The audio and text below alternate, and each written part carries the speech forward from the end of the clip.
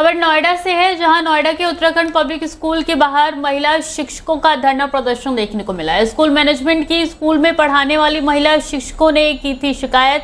लाखों रुपए शिक्षकों की सैलरी से नोएडा प्राधिकरण का कर्जा देने के नाम पर काटे गए थे, लेकिन सैलरी से काटे गए पैसे को नहीं दिया है। धरने पर बैठी महिला शिक्षकों का आरोप है कि स्कूल के अध्यक्ष और प्रिंसिपल पर कड़ी कार्रवाई की मांग को लेकर महिला टीचर धरने पर बैठी है। स्कूल मैनेजमेंट ने धरने पर बैठी महिला टीचर्स को कुछ दिन पहले ही किया है स्कूल से टर्मिनेट, वापसी की मांग कर रही है महिला टीचर्स। हाँ जी, क्योंकि हम बहुत टाइम से जो है हम कम से कम 6 महीने में हो गए, 7 महीने हमें सब जगह चक्कर लगाते हुए, क्योंकि हम जो है स्कूल के जो लोग हैं हमसे बहुत ज़्यादा पैसा एक तो ले रहे थे, साथ ही साथ व्यवहार बहुत ही ख़राब था। तो उस पैसे के कारण हम जो है हमने DIS DM सबको हमने कंप्लेंट किया है। तो उस वहाँ पर इनकी पुष्टि भी हो चुकी है, उन्होंने लिखित में पुष्टि दी है कि हाँ इनका जो है ये पैसे ले रहे थे, लेकिन अभी तक भी हमें कोई भी न्याय नहीं मिला। इन्होंने धीरे धीरे करके 14-15 टीचर्स। एटा का रुख करेंगे, जहां ट्रैक्टर खेत से कार्य करके लौट रहा अनियंत्रित होकर नाले में पलटा है। ट्रैक्टर चालक की दर्दनाक मौत हो गई है। भदों को जाता नाला की सफाई नगरपालिका की बड़ी पोक लैंड मशीन से ट्रैक्टर सहित मृतक को निकाला गया। भदों की नाली की सफाई कर रहे एटा नगरपालिका परिषद प्रतिनिधि पंकज गुप्ता, एडवोकेट सहित अपर उपजिलाधिकारी वेद प्रिय आर्य मौके पर पहुंचे। एटा कोतवाली देहात क्षेत्र के गाँव मानपुर की पूरी घटना है। बस्ती जिले के कप्तानगंज थाना के कौड़ी कला गांव के रहने वाले 25 वर्षीय ध्रुवचंद्र चौधरी का रेजल गांव में गन्ने के खेत में शव मिलने से हड़कंप मच गया। ध्रुवचंद्र बीते शनिवार को रात 10 बजे से निकला था घर से, उसके बाद से लापता था। काफ़ी खोजबीन के बाद जब उसका पता नहीं चला तो गांव के कुछ युवकों ने उसके मोबाइल का लोकेशन ट्रेस किया, जो पास के ही गन्ने के खेत में दिखा। जब वहां पर लोग गए तो ध्रुवचंद्र का शव गन्ने के खेत में पड़ा मिला। शव पर धारदार हथियार से वार के निशान पाए गए हैं। पुलिस जांच पड़ताल में जुटी है। आज लगभग 10:30 बजे रात में एक सूचना मिली कि थाना कप्तानगंज के एक रेजल गांव में एक डेड बॉडी मिली है। तत्काल इस सूचना पर हम सभी लोग तथा जनपद की जो फोरेंसिक यूनिट है यहाँ पर मौके पर आए हैं। बॉडी की पहचान कर ली गई है। मृतक का नाम ध्रुवचंद चौधरी है, जिनकी उम्र लगभग 25 वर्ष की है। इनके परिवारजनों द्वारा यहाँ पर आकर इनको आइडेंटिफाई।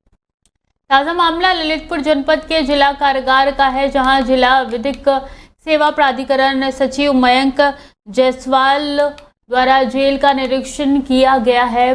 पुरुष बेसिक संख्या 5A और 5B के निरीक्षण में भारी अनियमितता मिली है। 5A बैरिक के बाहर गुटखा थूकने के निशान और गुटखा के खाली पाउच भारी संख्या में पड़े मिले हैं। वहीं 5B बैरिक में रह रहे बलरामपुर के पूर्व सपा सांसद रिजवान जाहिर, जो कि तुलसीपुर नगर पंचायत के पूर्व अध्यक्ष फिरोज पप्पू की हत्या के आरोप में जेल में बंद है, जिनके ऊपर NSA के तहत कार्रवाई की गई है। पूर्व सांसद रिजवान जहीर को विशेष सुविधाएं दी जा रही थी। डनलप का गत्ता, तकिया और तकिए के नीचे 500 के नोट भी मिले हैं, जो लगभग 30,000 रुपये बताए जा रहे हैं। जिले से सेक्रेटरी श्री मयंक जायसवाल जी द्वारा इस जिला कारागार का आकस्मिक निरीक्षण किया गया था। इनके द्वारा बैरक नंबर 5B का विजिट किया गया और इसके अलावा चंदौली से खबर है, जहां आतंक का पर्याय बन चुके अंतरजनपदीय चोरों को पुलिस ने दबोचा है। मंदिर में चोरी करते हुए 3 चोरों को पुलिस ने गिरफ्तार किया है। चोरी का सामान खरीदने वाला भी किया गया है गिरफ्तार। चोरों की निशानदेही पर 394 पीतल का घंटा, 4 चांदी का मुकुट, लोहा काटने की आरी हुई है बरामद। शातिर चोर रेकी करने के बाद सुनसान इलाके के मंदिर को बनाते थे निशाना।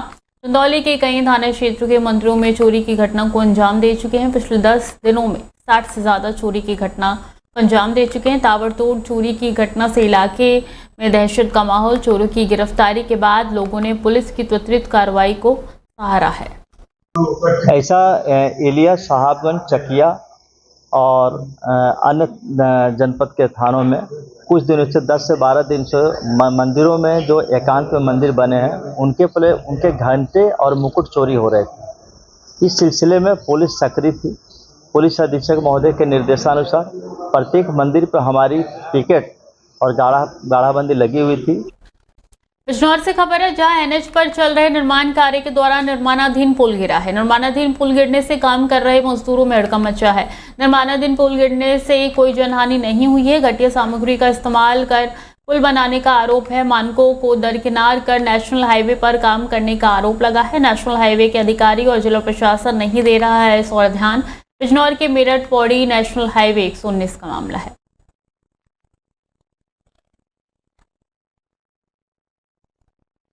झांसी का रुख करेंगे, जहां मौत कोतवाली क्षेत्र में रविवार को एसपी देहात डॉक्टर अरविंद कुमार ने सुरक्षा व्यवस्था को लेकर सख्त रुख अपनाते हुए क्षेत्र में पैदल मार्च किया है। इस दौरान उन्होंने स्थानीय व्यापारिक केंद्रों, विशेष रूप से सराफा बाजार की सुरक्षा व्यवस्थाओं का बारीकी से निरीक्षण किया और लोगों से संवाद कर उनकी समस्याओं को सुना।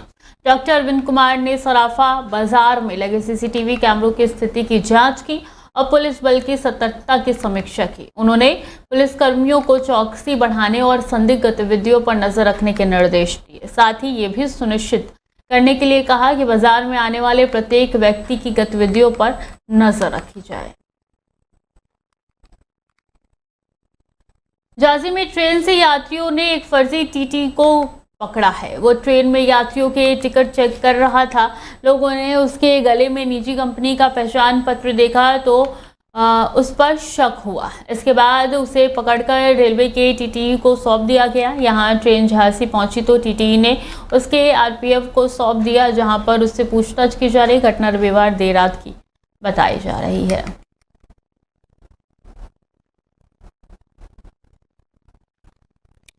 अगली खबर निकल के सामने आ रही है यूपी से। बता दें कि यूपी से ये खबर है, जहां पे बिहारीगढ़ में दिल्ली से देहरादून जाते समय कस्बा बिहारीगढ़ में ग्लोबल अहलुवालिया कलार फाउंडेशन के अंतर्राष्ट्रीय अध्यक्ष और पूर्व राज्य मंत्री रामकुमार वालिया का सत्यप्रकाश जायसवाल प्रतिष्ठान पर फूल मालाओं से समाज के अनेक वरिष्ठ जन, युवा और पदाधिकारी इकट्ठा हुए। उनका भव्य स्वागत किया गया। उस दौरान वालिया को सम्मानित भी किया गया।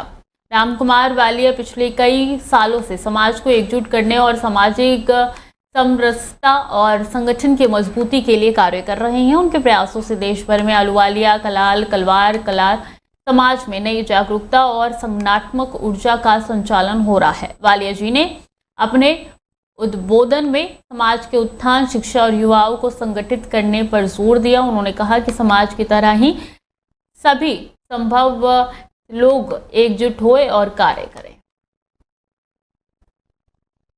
देखिए, पहले तो आपके भाई को अंतर्राष्ट्रीय अध्यक्ष बनाया है जी, अध्यक्ष नहीं बनाया जी। दूसरी बात, मैं आज पूरे विश्व के जो हमारे अहलुवालिया कलवार समाज के लोग हैं उनको ये बताना चाह रहा हूँ कि हमारे समाज का बालक सुनील जायसवाल 25 साल से मुझे चाय पिला रहा है, मेरा स्वागत कर रहा है और पकौड़े और मिठाई भी खिला रहा है। आप बताइए कि इतना इससे ज्यादा समर्पण। सहारनपुर के मदनापुर थाना क्षेत्र के गांव चांदपुर में एक 22 साल की महिला की हत्या की सूचना पर पहुंची मदनापुर पुलिस ने जलती चिता से निकाली हस्तियां और हड़कंप मच गया है। संदिग्ध परिस्थितियों में मौत के बाद महिला का कर दिया गया था अंतिम संस्कार। पुलिस ने चिता में से अजला शव निकाला है। पति और परिजन मौके से फरार है। शाहजहांपुर के थाना मदनापुर क्षेत्र में एक नवविवाहिता की संदिग्ध मौत का मामला सामने आया। ससुराल पक्ष के अनुसार मृतका का शव फंदे पर लटका मिला। पति और उसके परिजन ने बिना पुलिस और मायके पक्ष को सूचना दिए अंतिम संस्कार कर दिया और ये मामला निकल के सामने आ रहा है शाहजहांपुर का। बता दें कि पुलिस आगे की जांच पड़ताल में जुट गई है। पति और बाकी ससुराल जनों का पता लगाया जा रहा है और जो अस्थियां निकाली गई है उसको लैब टेस्ट के लिए पुलिस ने भेज दिया है।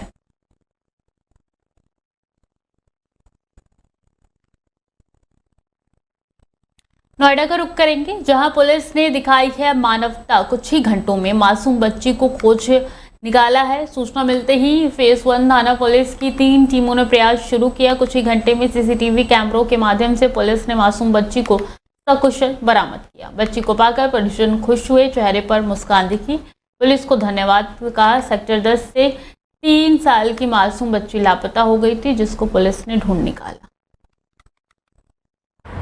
कल दिनांक 1 जून 2025 को थाना फेजबंद पर कृष्ण मंडल, जो कि मूलतः पश्चिम बंगाल के रहने वाले हैं और यहाँ पर सेक्टर 10 थाना फेजबंद में निवास करते हैं, ने सूचना दी कि उनकी 3 वर्ष की पुत्री मिसिंग है और उन्हें यह भी शक था कि उनके ही गांव के पास का रहने वाला विष्णु मंडल, जो मानसिक विक्षिप्त है, उसके साथ कहीं चली गई है। इस सूचना पर कमिश्नर मैम के आदेश पर तत्काल 3 टीमों का गठन किया गया। इन टीमों ने आसपास के सीसीटीवी कैमरे एवं मैनुअल इंटेलिजेंस की मदद से मात्र कुछ ही घंटों में उस बच्ची को बरामद किया और सकुशल उनके परिजनों को सुपुर्द किया। यह कार्य थाना फेजबंद पुलिस के द्वारा बहुत ही कम समय में और तत्परता से किया गया। श्रीमान डीसीपी महोदय द्वारा उक्त कार्य हेतु 10,000 रुपए का नगद पुरस्कार थाना फेजबंद पुलिस को दिया गया।